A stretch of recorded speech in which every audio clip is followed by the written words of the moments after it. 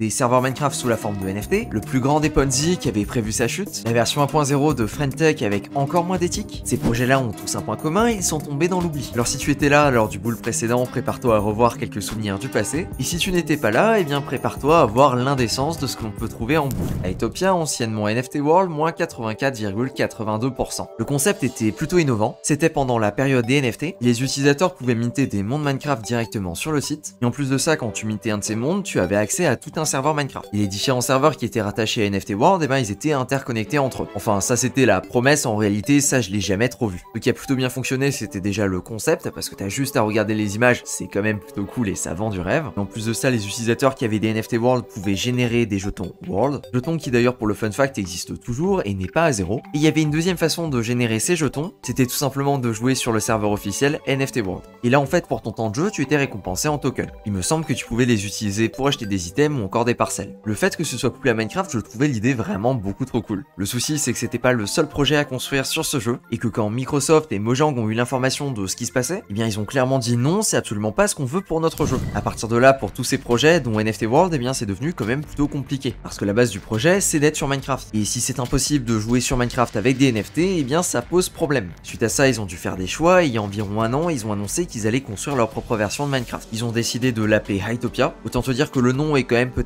un petit peu inspiré d'un des plus gros serveurs Minecraft, Hypixel. A priori, ils sont toujours en cours de développement de leur engine qui permettrait de jouer à Minecraft sans être directement Minecraft, et du coup de bypass complètement Mojang. On est donc sur une collection NFT de 10 000 pièces. Du coup, le grand classique de 2021, la collection avait atteint un pic avec un floor à 16 Ethereum. On arrive même à trouver la date de l'annonce de Mojang juste ici, et a priori, en ce moment, à part le nombre de ventes qui reste quand même plutôt bas, eh bien on est quand même sur un projet qui est bien reparti depuis ses heures les plus sombres. Ce qui est proposé est du coup assez original, et je suis très curieux de voir ce que ça va donner dans le futur. Olympus DAO, moins 99,22%. L'idée de ce projet est plutôt simple, c'est de convaincre absolument tout le monde qu'il faut garder leur token. Voilà comment ça fonctionne. Sur leur site, dans la partie bonds, du coup obligations en français, les utilisateurs pouvaient déposer de l'Ethereum, des stablecoins ou encore du Bitcoin, et en échange pouvaient recevoir des jetons Home avec un discount. En contrepartie, il y avait un petit vesting sur ces jetons Home, et le vesting, je crois qu'il était de 7 jours. Ok, très bien, et maintenant qu'est-ce qu'on fait de ces jetons Home? Eh bien on peut les stacker. Et en échange, on va obtenir des G-Home, c'est-à-dire des jetons Home stackés. Et ces jetons stackés vont recevoir un rebase. Alors ici, à l'heure actuelle, le rebase est extrêmement faible, il est de 2,3% annuel, donc c'est quasiment rien. Mais à l'époque, au lancement, on était sur des APY à 4 ou 5 chiffres. Autant te dire que tout le monde s'amusait à stacker. Et pour pas que les utilisateurs vendent, ils ont fait ce petit tableau qui est basé sur la théorie des jeux. L'idée, c'est que si tout le monde stack, ça va bénéficier à tout le monde. Parce que le prix ne va pas descendre, tout simplement car personne ne va vendre. Et aussi basique que ça puisse paraître, c'est quelque chose qui a cartonné. Il suffit de regarder la charte, là où notre jeton est passé de 200-300 $ à plus de 1000 $ en l'espace de quelques mois. Ce qui fait un x4, x5, et ça c'est déjà plutôt sympathique, mais c'est sans prendre en compte les intérêts indécents qui étaient payés par le rebase. Et c'est ce chiffre juste ici qui nous l'indique. Si quelqu'un avait déposé un Home au lancement à la toute première époque, eh bien aujourd'hui il aurait 268,48 Home. Olympus DAO était donc de loin l'un des plus gros Ponzi. Les utilisateurs ont échangé leurs tokens les plus précieux, Ethereum, Bitcoin, Stablecoin,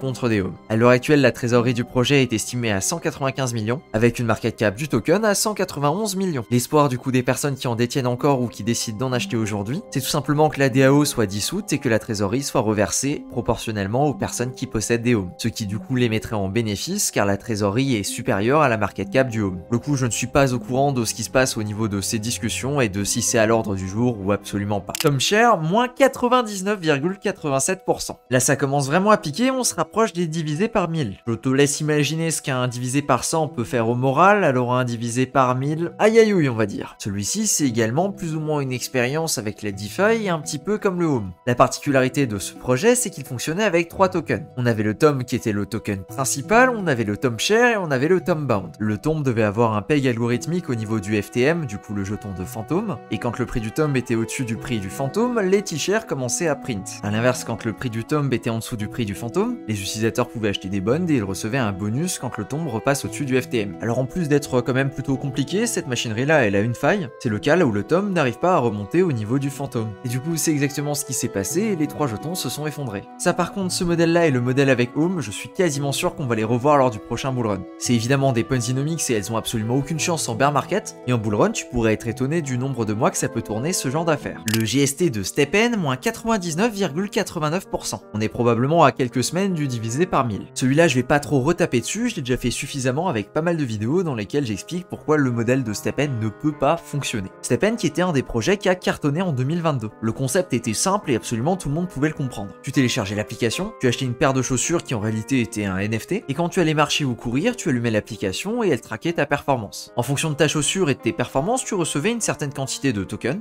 Ce token là du coup c'est le GST, c'est celui-là qui est down divisé par 1000, et il était utile pour améliorer les différentes chaussures. Le concept est excellent et franchement je pense que ça a dû onboarder pas mal de personnes qui autrement ne se seraient jamais intéressées à la crypto, d'autant plus que l'intégration avec la crypto est quand même super bien foutue. Alors qu'est-ce qui a merdé ici? Déjà ici on est sur un jeu et malheureusement ils ont pas réussi à se renouveler. L'offre est finalement toujours la même, c'est marcher pour gagner des jetons. Des jetons qui peuvent soit être réinvestis pour gagner plus de jetons, soit être vendus directement pour faire baisser le prix. Du coup peu importe ce qui se passe, sur le long terme les jetons seront vendus ou alors seront vendus en plus grosse quantité, ce qui va avoir pour effet de baisser le prix de ces jetons. Si le prix des jetons baisse, du coup il y a moins d'intérêt à venir acheter une chaussure et du coup le prix de la chaussure va baisser également, et sachant que l'intérêt principal de leur autre token, le GMT, c'était de pouvoir acheter des chaussures, et bien le prix du GMT baisse aussi en conséquence. Et du coup on se retrouve dans un cercle vicieux là où le prix continue de dévisser. C'est donc un modèle qui a l'air de fonctionner très bien quand il y a de l'argent qui rentre dans le projet, mais au moment précis là où il y a moins d'utilisateurs ou alors là où les utilisateurs veulent commencer à exit, et bien là le modèle explose complètement. Ils ont d'ailleurs relancé exactement la même version avec exactement les mêmes tokenomics sur Ethereum ou alors sur la Binance Smart Chain. Et si on regarde le score sur Ethereum, on est à moins 98,82%. Et encore pire si on regarde la version sur la BSC, on peut voir ici qu'on est à moins 99,98%, ce qui représente un divisé par 5000. Vraiment génial, ça vend du rêve. BitClout, le prix n'est tout simplement plus disponible. Là où la majorité des projets ne vont jamais vraiment à zéro, celui-ci a réussi cet exploit. C'est pas 0 et quelques décimales derrière il y a un chiffre, non c'est 0. Le token ne vaut rien et a priori ce n'est même plus possible d'en acheter. On tient ici un des premiers projets qui a compris qu'on pouvait faire quelque chose entre la DeFi et les réseaux sociaux. Si tu veux, on pourrait même carrément dire que c'est l'ancêtre de Friendtech. Alors je vais essayer de trouver des images d'archives pour que ce soit un petit peu plus clair parce qu'à l'heure actuelle il est plus du tout utilisable. C'était un projet qui permettait aux utilisateurs de minter des coins de créateurs. Et ça pouvait être n'importe quel créateur, il suffisait qu'il ait un compte Twitter pour être référencé sur la plateforme. Et ce même si lui ne l'avait pas demandé. À l'inverse d'un Friendtech, là où l'utilisateur doit effectivement créer un compte avant d'être disponible dessus. Autre chose qu'on peut noter, c'est cette fameuse courbe. Et celle-là, si tu as regardé la vidéo sur Friendtech, je pense que tu as la référence. Parce qu'initialement, l'idée vient d'ici, du coup de BitClout. Autant te dire qu'on est sur quelque chose de plutôt controversé. Les informations que j'ai réussi à recouper, a priori c'était Elon Musk qui était au sommet avec un token qui était à plus de 70 000 $. Et du coup l'intérêt principal c'était de spéculer sur les différents profils. Aujourd'hui quand on va sur BitClout, on a ce petit disclaimer qui nous dit que c'est effectivement le premier réseau social crypto. Ça dit pas clairement que c'est mort mais ça le sous-entend parce que ça nous redirige vers autre chose, ça nous redirige vers Diamond. Et voilà du coup à quoi ça ressemble. Dans l'idée c'est un petit peu un mélange entre un debunk stream et un Friendtech. Là où les utilisateurs peuvent poster sur un feed qui ressemble très clairement à un feed Twitter. Faut dire ce qui est, c'est exactement la même icône pour le retweet. Et en plus de ça, il y a la particularité de pouvoir acheter des parts ou des jetons de différents créateurs. Donc a priori il y a quand même un certain renouveau sur la plateforme et il y a quand même des gens qui l'utilisent. Notez qu'ils n'ont pas l'air d'avoir changé le système et qu'a priori c'est toujours possible d'acheter des tokens d'une personnalité qui n'a pas encore créé de compte sur la plateforme. Juste ici on peut voir que le profil d'Elon Musk est réservé mais qui ne l'a pas encore claim. Du coup qu'il est pas du tout sur le réseau, pourtant ça n'empêche pas le coin de trader à 557 $. Et voilà, on a fait le tour de différents projets du bull précédent qui sont tombés dans l'oubli. J'espère que j'ai pu te présenter 2-3 exemples qui étaient plutôt sympathiques et que tu ne connaissais peut-être pas, et surtout que tu as passé un bon moment devant la vidéo. Merci à toi de ton attention et sur ce je te dis à plus pour une prochaine.